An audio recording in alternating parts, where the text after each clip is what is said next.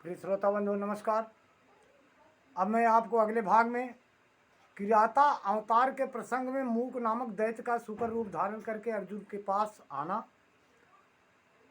शिव जी का किरात वेश में प्रकट होना और अर्जुन तथा किरात वेशधारी शिव द्वारा उस दैत्य का वध करना, ये कथा मैं आपको अगले भाग में सुनाने जा रहा हूँ। प्रिय श्रोता बंधु,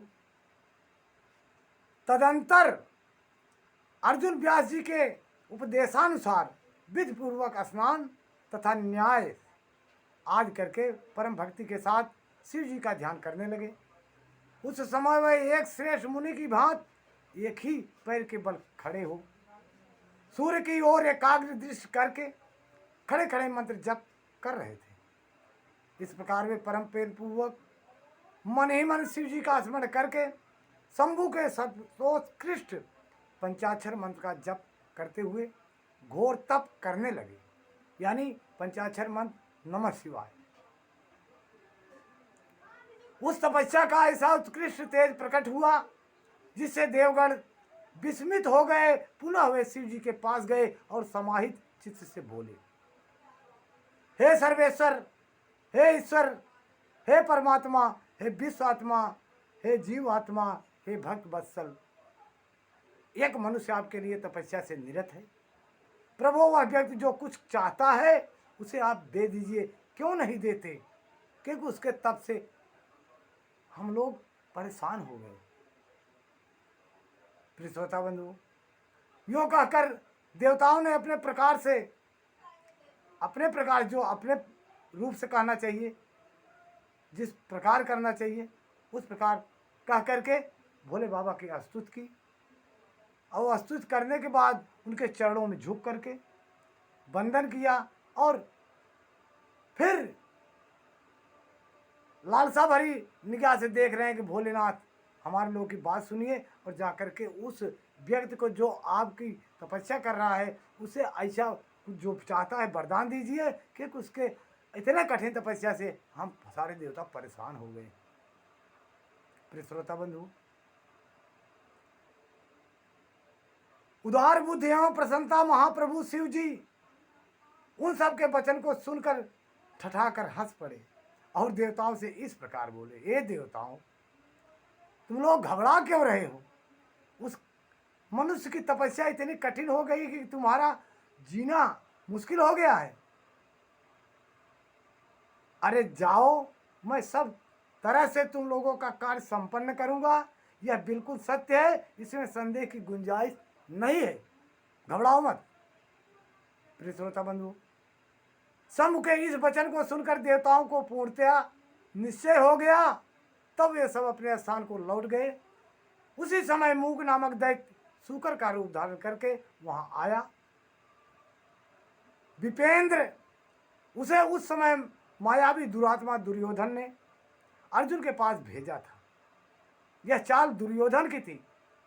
मूक नामक वह दैत्य सूकर का रूप धारण करके आया। प्रिय श्रोता बंधुओं, जहां अर्जुन स्थित थे उसी मार्ग से अत्यंत वेग पूर्वक पर्वतों के शिखर को उछालता, वृक्षों को छिन्न भिन्न करता तथा अनेक प्रकार का शब्द करता, हुंकारता, तब अर्जुन की बुद्धि करता हुआ वहां जब अर्जुन की तरफ जाने लगा, तब अर्जुन की दृष्टि उस मूक नामक असुर पर पड़ी। वे शिव जी के पाद पद्मों का स्मरण करके यो विचार करने लगे कि यह कौन है और कहाँ से आ रहा है। यह तो क्रूर कर्मा दिखाई पड़ रहा है। निश्चय ही यह मेरा अनिष्ट करने के लिए आ रहा है। इसमें तनिक भी संशय नहीं है, क्योंकि जिसका दर्शन होने पर अपना मन प्रसन्न हो जाए वह निश्चय ही अपना हितैषी है, और जिसके दिखने पर मन में व्याकुलता उठ जाए वह शत्रु ही है। प्रिय श्रोता बंधु, अर्जुन के मन में विचार आने लगा, मन चक्कर काटने लगा कि हो न हो हमारा दुश्मन ही हो, हमारी तपस्या को भंग करने आया है।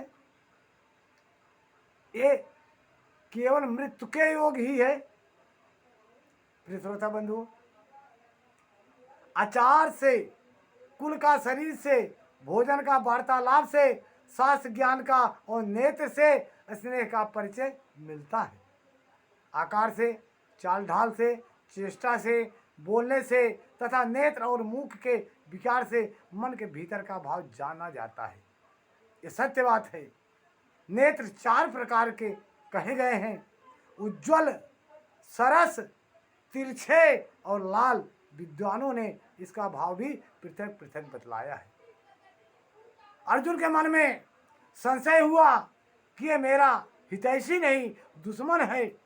अर्जुन का दिमाग चक्कर काटने लगा कि ये मेरी तपस्या भंग करने आया है। अर्जुन के मन में द्वेष पैदा हुआ, क्रोध पैदा हुआ, विचार करने लगे कि कहीं इसके चक्कर में हमारी तपस्या भंग ना हो जाए, बाबा भोलेनाथ हमसे रुष्ट ना हो जाए। यही विचार कर रहे थे। तब तक शुकर छलांग मारते हुए, रौदते हुए और गुर्राते हुए आगे बढ़ रहा है। इसके आगे क्या होता है अब अगली कड़ी में आपको मैं बताऊंगा। तब तक लिए आप हमें आशीर्वाद दे करके नमः शिवाय और अगला कैसेट देखने के प्रयास करें। धन्यवाद। जय।